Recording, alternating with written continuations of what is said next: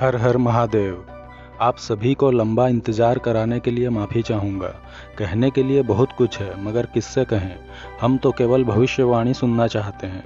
अपनी पसंद के यूट्यूबर को ही सही सच्चा मानते हैं। इसलिए मैंने सोचा कुछ दिन चुप रहना बेहतर है, ताकि जो लोग मुझ पर विश्वास करते हैं वो मुझ पर अंधा विश्वास न करने लग जाएं। हर दिन वीडियो बनाने से आपको भी मेरी बात सुनने की आदत हो जाएगी, और ये नहीं होनी चाहिए, क्योंकि हर रोज़ भविष्यवाणियाँ बताकर लोगों को डराकर भगवान की भक्ति के प्रचार का दिखावा करना मेरे लिए संभव नहीं है। युग परिवर्तन जैसी जटिल प्रक्रिया को समझना और समझाना आसान भी नहीं है, इसलिए हम धीरे धीरे इसकी गहरी बातों को समझेंगे। तो कल्कि अवतार से जुड़ी भविष्यवाणियों के बारे में आप लोगों ने बहुत कुछ सुन रखा है, और आगे क्या होने वाला है इसकी भविष्यवाणी भी बहुत सारे लोग कर रहे हैं। उड़िया ग्रंथ भविष्य मालिका के आधार पर युग परिवर्तन की घटनाओं के बारे में आप लोगों को भी बहुत कुछ अंदाजा अब तक हो गया होगा। आज हम युग चक्र के अनुसार जानेंगे कि दूसरे चरण के अंतिम वर्षों में क्या घटनाएं होंगी। युग चक्र के अनुसार वर्तमान में संगम काल का दूसरा चरण चल रहा है, जो 2027 में समाप्त होगा।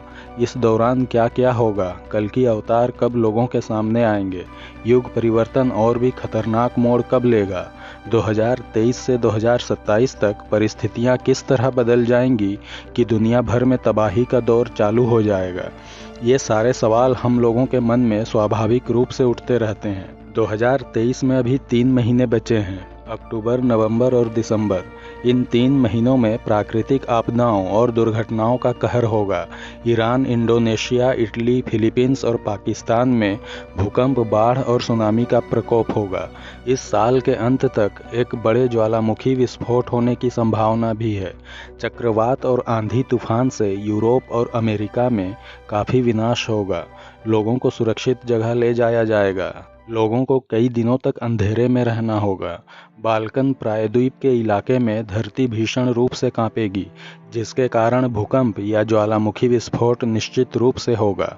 भारत के समुद्री तटों पर स्थित नगरों में पानी घुस आएगा। ये सब संकेत होंगे कि आने वाले दिनों में प्राकृतिक आपदाएं भयानक रूप धारण करेंगी। रूस यूक्रेन युद्ध में 1 सप्ताह का युद्ध विराम होगा, और उसके बाद फिर भीषण गोलाबारी आरंभ हो जाएगा। सीरिया में सिविल वॉर का कारण इजराइल होगा।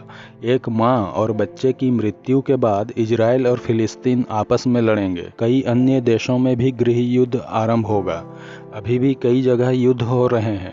आपदाएं हर दिन लोगों की जानें ले रही हैं, मगर बड़े पैमाने पर नहीं होने के कारण हम आशंकित हैं कि युग परिवर्तन हो रहा है या नहीं। हर दिन प्राकृतिक आपदाओं की भविष्यवाणी सुन सुनकर हम इंतजार कर रहे हैं कि कब करोड़ों लोग एक साथ मरेंगे, ताकि युग परिवर्तन को हम अच्छे से महसूस कर सकें, है ना। और चूंकि ऐसा कुछ नहीं हो रहा है, इसलिए हमें संदेह होता है कि युग परिवर्तन हो भी रहा है या नहीं। किंतु सब कुछ हो रहा है, भले ही धीरे धीरे हो रहा हो। अभी जितने लोगों की मृत्यु हो रही है, उससे कहीं अधिक बच्चों का जन्म हो रहा है। इसलिए युग परिवर्तन के तलवार की धार हमें महसूस नहीं हो रही।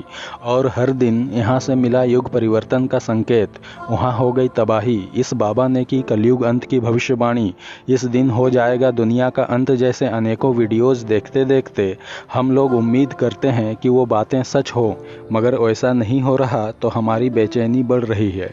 कल्कि अवतार के नाम पर धंधा करने वालों पर आपने विश्वास कर लिया, और फिर अब युग परिवर्तन पर संदेह करते हो। बड़ा दिलचस्प मामला है। कल्कि के नाम का इस्तेमाल करके हर कोई चाहता है कि वो भी एक बड़ा धार्मिक गुरु बन जाए, जिसके हजारों चेले चपाटे हों, उसका भी भव्य दरबार लगे, और जनता पैसे चुकाकर उनसे आशीर्वाद लेने आए। मतलब पैसे भी दो और उनके पैर भी छुओ, और उनकी बात को ही पत्थर की लकीर समझो। मैंने हमेशा कहा है कि ऐसे लोगों से दूर रहिए।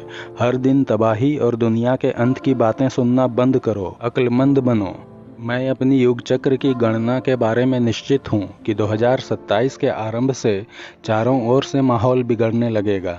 2027 से 2036 तक संगम काल का जो तीसरा और अंतिम चरण प्रारंभ होगा, उसमें वो सब घटित होगा जो नहीं होना चाहिए। किंतु वर्तमान में भी काल की चक्की तो घूम ही रही है। लोगों की मृत्यु अलग अलग दुर्घटनाओं में हो ही रही है, भले ही कम संख्या में हो। इस साल के अंत तक दुर्घटनाओं की बात करें तो आग से काफ़ी हानि होगी। कहीं गैस लीक होने से, कहीं फैक्ट्री में आग लग जाने से, कहीं गैस सिलेंडर फट जाने से। सार्वजनिक स्थानों जैसे होटल और हॉस्पिटल में अचानक आग लगने से लोगों की मृत्यु होगी। हवाई दुर्घटनाएं अधिक संख्या में देखने को मिलेंगी। ऐसी ही एक दुर्घटना में बड़े नेता की मृत्यु भी होगी। सड़क से नीचे गाड़ियां गिर जाएंगी, वाहन एक दूसरे से टकराएंगे। इसके अलावा लोग जमीन के नीचे दबकर मरेंगे, खदानों के नीचे, पहाड़ों के नीचे, और ये हर तरफ होगा। कहीं 10 मरेंगे, कहीं 20 और कहीं 100 लोग। एक नई बीमारी सामने आएगी जो महामारी का रूप धर लेगी। पशु और मानव दोनों ही उससे पीड़ित होंगे।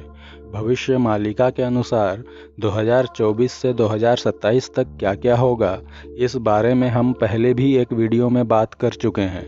मगर युग चक्र की गणनाओं के अनुसार कहा जाए तो 2024 दुख और विपत्ति का साल होगा। भारत में एक साथ कई जगह गृह युद्ध होंगे। धर्म से जुड़े लोग चुनाव लड़ने के लिए बाहर निकलेंगे और इस कारण मारकाट मचेगी। भारत पर एक हमला नाकाम कर दिया जाएगा। थोड़े बहुत नुकसान के साथ दुश्मन को मार गिराया जाएगा।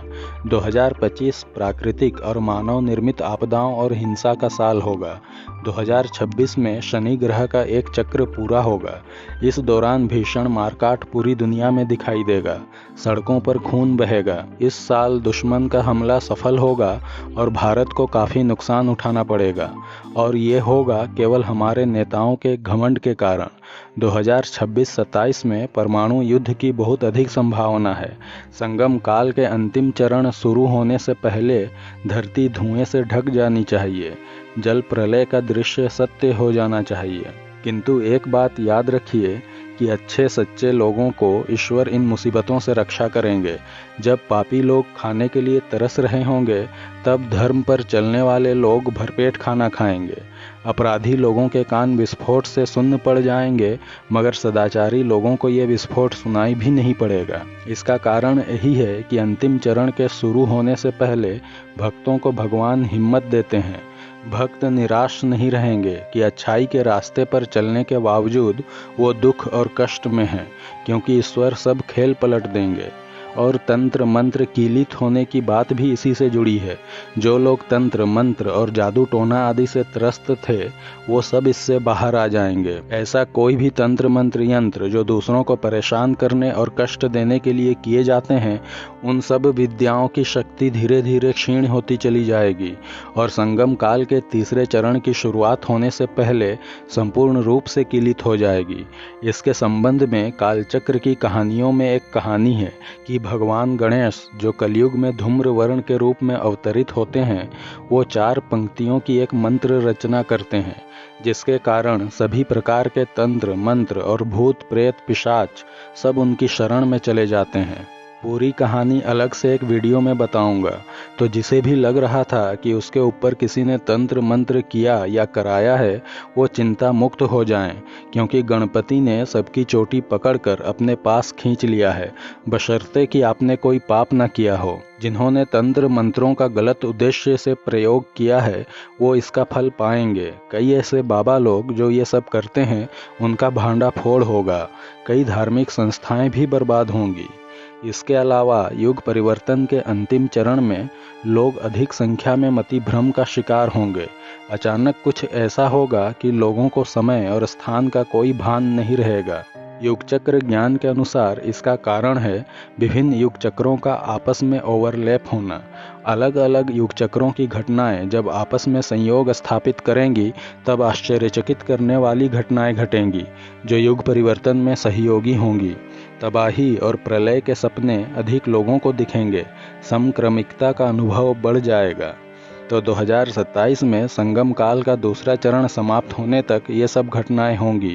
प्राकृतिक आपदाओं का कहर बढ़ जाएगा। लोग आपस में लड़ेंगे, देश आपस में लड़ेंगे, किंतु हमें ईश्वर से प्रार्थना करनी चाहिए कि युग परिवर्तन करो मगर मासूम लोगों को बख्श दो।